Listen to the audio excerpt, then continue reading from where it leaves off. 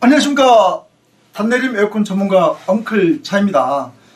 자, 제가 평소에 고객님들과 이렇게 상담을 하다 보면은 시스템 에어컨 실내기가 1A 또는 뭐 2A, 4A 왜 이렇게 생겼고 또 이렇게 나누는 이유가 무엇일까요? 이런 질문들을 상당히 제가 많이 받고 있어요. 자, 과연 그럼 바람이 나오는 토출구의 개수의 차이일까요? 아니면은 성능의 차이일까요? 자, 우리가 이제 시스템 에어컨을 카세트라고 부르기도 하는데 그렇게 부르는 이유는 이제 토출구를 향해서 바람이 직선으로 이렇게 나오는 것을 표현하기 위해서 카세트라는 그런 용어도 사용하기도 합니다. 자, 그래서 이번 시간에는 시스템 에어컨 1A 그리고 2A 또는 4A의 차이점에 대해서 실제 현장에서 알 수 있는 현실적인 설치 제약까지 경험을 바탕으로 제가 자세하게 설명을 드려보도록 하겠습니다. 자, 우선 이 시스템 에어컨 실내기는 기본적으로 바람이 어느 방향으로 어떻게 퍼뜨릴 것인가에 따라서 1A 또는 뭐 2A 4A, 원형 이렇게 구조로 나누어집니다.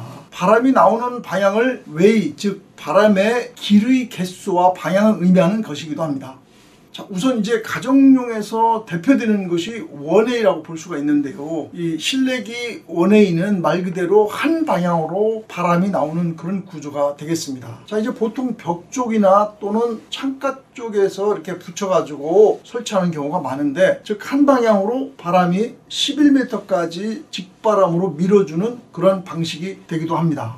1A의 장점은 무엇보다도 가정에 설치하기 좋다는 점입니다. 즉 설치 공간이 비교적 작고 천장 속 공간이 부족한 현장에서도 적용이 가능하며 가정용 구조에 가장 적합하다는 그런 부분이죠. 따라서 일반적인 주거 환경에서 가장 많이 사용되는 그런 타입이기도 합니다. 자, 이제 두 번째는 이제 2A, 즉 양쪽으로 바람이 나오는 그런 구조입니다. 길쭉한 면을 기준으로 바람이 좌우에서 이렇게 고르게 나오게 하는 그런 형태인데, 온도가 이렇게 편차 없이 양방향으로 기류를 구현할 수 있는 그런 장점은 가지고 있습니다. 직사각형 그런 실내 공간에 가장 적합한 제품으로서 공간 활용적인 그런 측면에 있어서는 매우 효과적이라고 볼 수 있겠습니다. 실제 주거 환경에서는 이제 몇 가지 제약으로 인해서 사용이 제한되고 있는데요. 자, 이에 대해서 제가 이제 조금 후에 더 자세히 말씀을 드려보기로 하고, 이제 세 번째 이제 4A, 말 그대로 상하 좌우 네 방향으로 바람을 이제 보내는 것입니다. 이것은 이제 사각지대가 없이 공간 전체의 냉기를 가장 유리하게 이렇게 퍼뜨려주는 그런 구조를 가진 것으로서 주로 이제 카페나 사무실 또는 로비 이런 천장 중앙에 설치해서 사용을 하게 됩니다.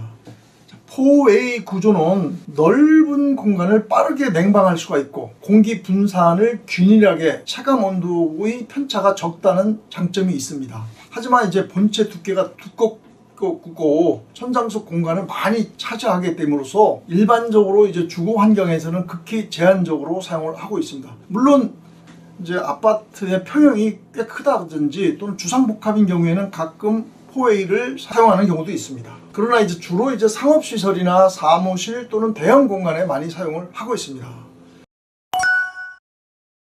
아, 그래요. 아주 질문 좋습니다. 자, 이 부분은 단순히 이제 바람이 나오는 구멍의 개수가 다르다가 아닌 공기 흐름과 냉방 효율을 최적화하기 위한 구조적인 부분, 즉 최적화된 기계 설계와 관련됩니다. 자, 예를 들어서 작은 방에 이제 4A를 설치하게 되면은 바람이 분사되면서 너무 많은 냉기가 불필요하게 나옴으로써 이제 에너지가 낭비하게 될 수가 있는 반면에, 또 넓은 공간에 1A를 설치하게 되면은 그런 에어컨 주변에만 시원해지고 구석진 저 먼 곳 이런 데는 냉기가 도달하지 않는 이른바 데드존이 발생하게 됩니다. 자, 다시 말해서 이제 공간마다 필요한 냉방 방식이 다르기 때문에 그에 맞게끔 제품 구조가 나뉘어져 있다고 볼 수 있겠습니다. 그리고 또 하나 중요한 포인트는 바로 이 차이가 단순히 바람의 방향이 아니라 냉방 속도 및 에너지 효율까지도 모두 영향을 준다는 점입니다. 자, 이 때문에 이제 다양한 바람의 개수에 따라서 제품이 이렇게 구성되어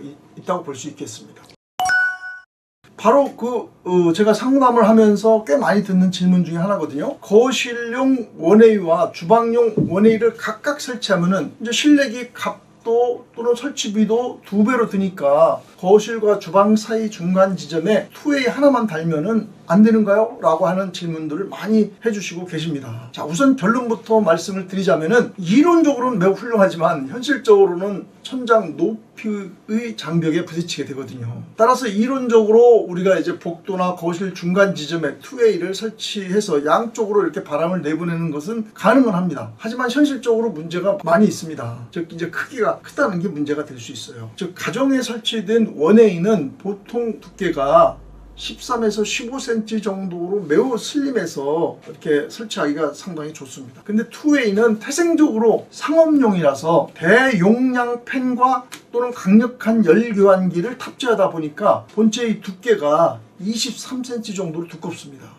일단 이 정도 두께를 가진 투웨이를 가정에 설치를 하게 되면은 천장 높이가 굉장히 높은 집에는 가능하나 그렇지 않은 일반 아파트나 또는 빌라에는 이렇게 단내림해서 설치를 해야 되는데 그렇게 되면 단내림을 함으로써 밑으로 많이 내려오게 되고 또 키가 큰 분들은 머리가 닿을 수도 있는 그런 상태가 되겠습니다. 더군다나 이제 토출구가 두 개여서 기기 폭도 넓기 때문에 가등이나 이제 스프링쿨러나 또는 이제 환기 덕트 등으로 인해서 부족한 천장 공간이 실내기가 그게 투웨이가 들어감으로써 자리를 많이 차지하게 되고 또 어거지로 넣어야 하는 그런 문제점도 발생하게 됩니다. 자, 이제 마지막으로 냉방 효율에도 문제가 발생합니다. 즉 거실과 주방과 같은 이 구조와 열 발생원이 다른 두 공간에 하나의 실내기를 완벽하게 커버하기는 어렵습니다. 결국 한쪽은 덜 시원하거나 한쪽은 과냉방되는 그런 문제가 발생할 가능성이 크다고 볼 수 있겠죠. 따라서 실무적으로는 공간별로 각각 실내기 설치하는 것이 가장 안정적인 방법 중에 하나라고 볼 수 있겠습니다. 자, 지금까지 원웨이 또는 투웨이, 포웨이의 차이점과 궁금증에 대해서 말씀을 드렸는데요. 자, 다시 한번 말씀드리지만 토출구의 개수에 따른 제품 분류는 단순히 제품 구분으로 나누는 것이 아니라 공간에 맞는 공기의 흐름을 설계하기 위한 기술적인 선택이라는 것이죠. 결국 핵심은 우리 집 구조와 천장 속 깊이에 달려